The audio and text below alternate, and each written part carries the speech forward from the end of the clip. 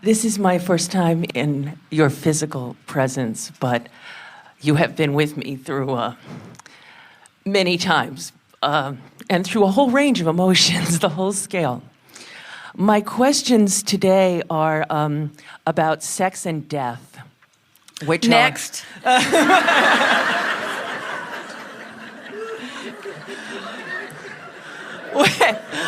Which have been topics that my whole life has been about.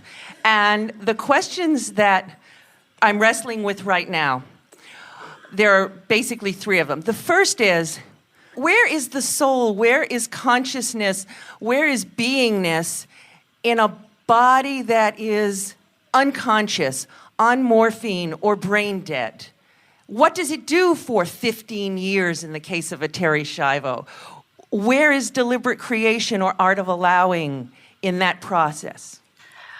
When you come forth into this physical body, the consciousness that is really you extends itself forward into this focused environment. And you've been hearing us wanting you to acknowledge the existence of that inner part of you and to feel for the vibe of it, so to speak, so that you can feel the full connection of it.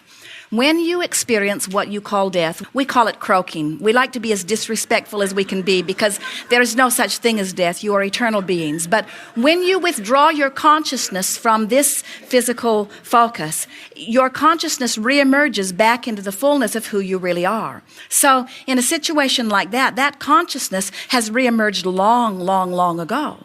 Now, that's not to say that cells don't have consciousness. In other words, of course they do. But the consciousness that is really you in that situation has reemerged back into pure positive energy. That woman made her transition many, many, many, many, many years ago. Yes.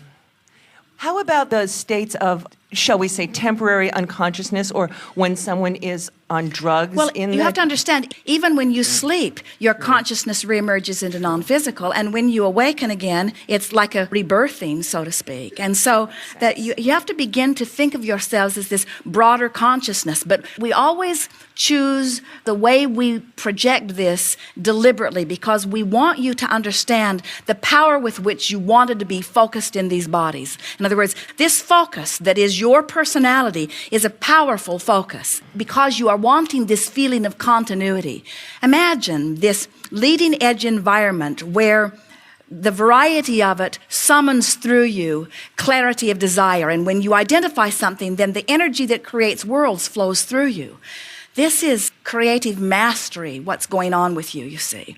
And when you are no longer focused in this physical body, you withdraw that consciousness. And in that death experience, there's not a moment's disassociation. There's not a moment's misunderstanding of who you are. You come into full consciousness of who you are. Jerry had an experience years ago where he was riding in the back of a pickup truck with some children, and their father was driving the truck. And their father said, "We're going down this mountain, and don't worry, I don't have any brakes on the truck, but it's been like that for a long time, and I just use my gears to slow down." And Jerry is thinking, this is not the best idea of things that I've ever done, but his own children are in the back of the truck, so apparently he knows what he's talking about. So, all right. And so Jerry and the children have flashlights. They're studying a Spanish lesson, and they are rolling down the highway. And now Jerry can hear this driver trying to get the truck geared down, and he can hear that it's not going in. Jerry can hear that he's trying. He can hear the gears grinding, but it's not happening. So he said to the children, "Well, it's been really fun, but this is it." And the truck rolled over. The man was wise enough that he turned it into the hillside rather than off the cliff, and the truck turned upside down and came down on top of them and knocked Jerry unconscious. And when he regained consciousness, he said, "Well, now I'm not worried about death." He said this in a gathering like this. "Now I'm not worried about death because I know that there's something, something, something, something, something, and then there's nothing." And we said, no, that's not what death is like. Death is like something, something, something, something. In other words, death is like super consciousness. Death is like coming back into the wholeness of who you really are. Death is like leaving behind all doubt and worry and fear, all that stuff down there on that end of the scale, all that stuff that is vibrationally not even close to who you really are. All that you leave behind. So and death really is an orgasm.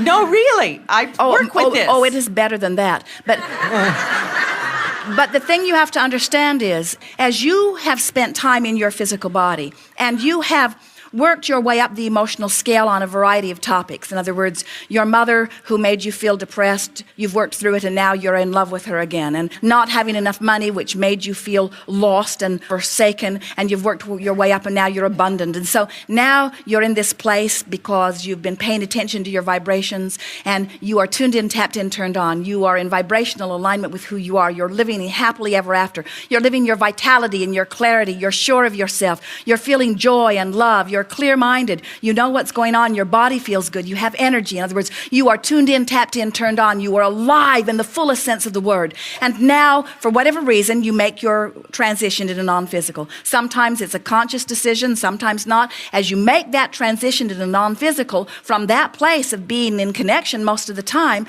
the vibrational relativity would not be as great for you as if you were someone who had lived a long time in depression.